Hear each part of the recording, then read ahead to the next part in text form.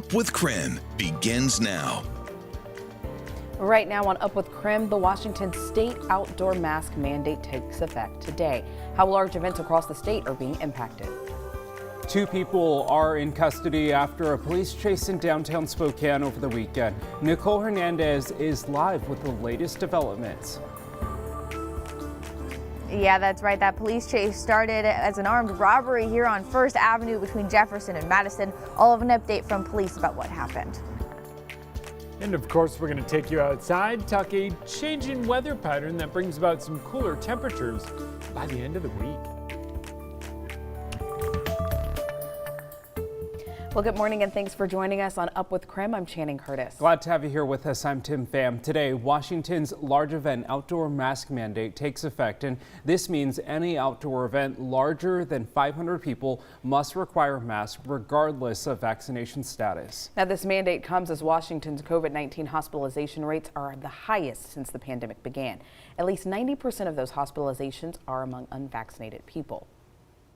When you make a decision to not be vaccinated, it is not just about your health, it is about the health of everyone around you. And we need more people to think a little less about me and start thinking a little more about we. This is not about you, it is about us. Vaccination requirements are popping up across the state and country, with many major venues requiring vaccinations in order to attend games and events. 67% of Washington state is fully vaccinated against COVID-19. And as new mandate goes into effect, it will impact the Spokane Interstate Fair this week. That's right. The fair is requiring everyone to wear masks both indoors and outdoors. However, photos from the fair are showing a lack of masks. Yeah, so take a look. This was taken by a fairgoer showing both visitors and vendors not wearing masks indoors at the fair. The fairgoer claims guests were told to wear masks when entering the fair and that staff would not monitor the mask policy. Now, in response to these photos, the fair director says the Spokane Fair and Expo Center staff is communicating with all vendors in writing daily, along with verbal announcements over the fairground sound system multiple times a day.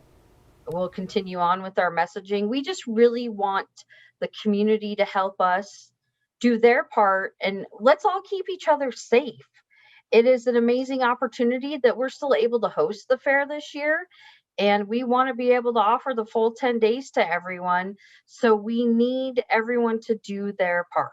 The vendors have been made aware of the outdoor mask requirement again that takes place today. Now, as the new outdoor mask mandate takes effect, many people are wondering just how this will be enforced. So Seattle public health officials are saying their focus is on education and outreach, while Governor Inslee is saying it's up to the venue to enforce it. Well, this is a requirement on entities that have these organizational pursuits. It can be enforced through the labor and industries, as we have in all of our other systems.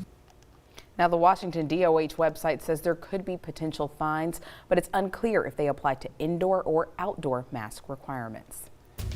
This morning, 2 people are in custody after a police chase in downtown Spokane over the weekend. Nicole Hernandez is joining us live now. So, Nicole, can you tell us more about how the chase got started?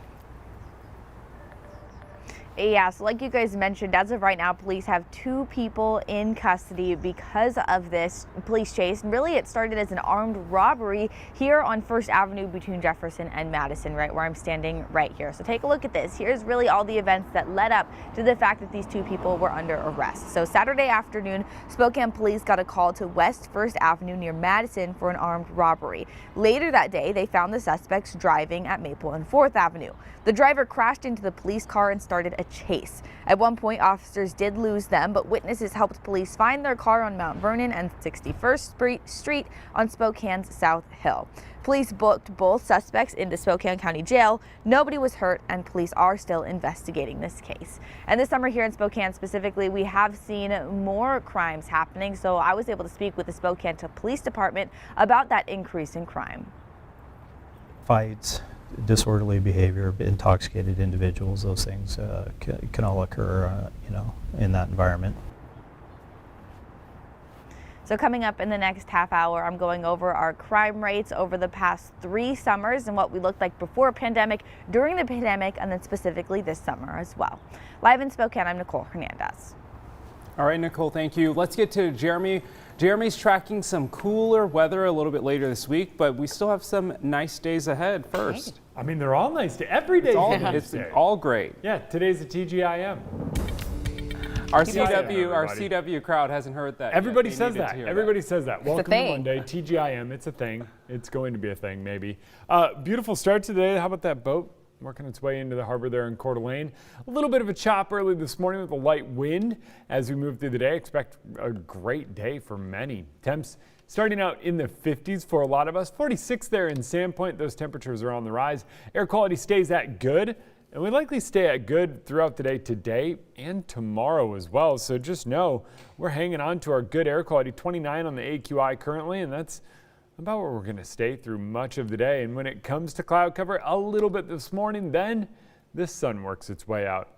Sunny and temps in the mid-70s later on this afternoon. Going to be an absolutely beautiful day here. We do this again tomorrow, and then much cooler weather moves in as we head into the second half of the week. Well, we definitely want to get to a pretty big story happening today because President Biden is heading to Boise right now for a visit to the National Interagency Fire Center. That's right. So he will be there to talk about fire season and prevention, specifically about how wildfire season is now really a year-round event due to climate change. Now, the president is also expected to speak about the economic impacts of extreme weather, as well as the urgent need to invest in fighting against climate change. So he's going there to just stress that he understands and the federal government is working to make sure that they're protecting people in our communities and appropriately responding. And he's going to not just make the point that we have a challenge, but also talk about how to fix it. How do we address it as a country? President Biden has held virtual meetings about wildfire season with Western governors. In late June, both Idaho and Montana's governors said the White House failed to invite them while both states were in the peak of their fire seasons. 7:07 now, time for your morning rush. More news in less time. Idaho Fish and Game is searching for the person who illegally shot and killed a mother black bear outside a resort near Priest Lake in Idaho. So the shooting happened on September 8th when rifle shots were heard near the dumpsters of the Hills Resort. The bear was found the next day near the resort, and wildlife officials were tracking the bear, who had 3 cubs this year. The third installment of the child tax credit payment is expected to hit taxpayer bank accounts on Wednesday. The credit is $300 monthly for children under the age of 6 and $250 for children ages 6 to 17. A study is estimating that it could cut child poverty by 45%. The tax credit is set to expire in March of 2022, but President Biden is considering extending it through 2025. Washington wildlife advocates launched a new nonprofit called Washington Wildlife First. The WWF is dedicated to reforming the state's environmental and wildlife management agencies.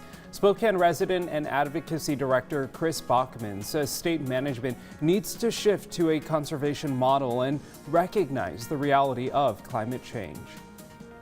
Well, it's Victory Monday. The Seattle Seahawks are victorious in their first game of the season, beating the Indianapolis Colts 28-16. Quarterback Russell Wilson threw 3 touchdown passes in the first half, going 18 of 23 for 254 yards. The Hawks defense also put pressure on the Colts quarterback with 3 sacks. Here's what Jamal Adams had to say when he was asked about the ceiling of the defense. Elite. It's very elite. So many guys that can get after the pass, the quarterback, and do special things. Rotation of really three fronts, man. You know what I mean? It can be really, really special. The Hawks return home for their first game at Lumen Field next week against the Tennessee Titans. That's your morning rush. More news in less time. Let us know what's happening in your neighborhood by using the hashtag #UpWithKREM on social media. Fall may have just arrived, but it's time to start thinking about your holiday shopping. Experts are predicting shipping and production delays heading into the holiday season. We're connecting the dots.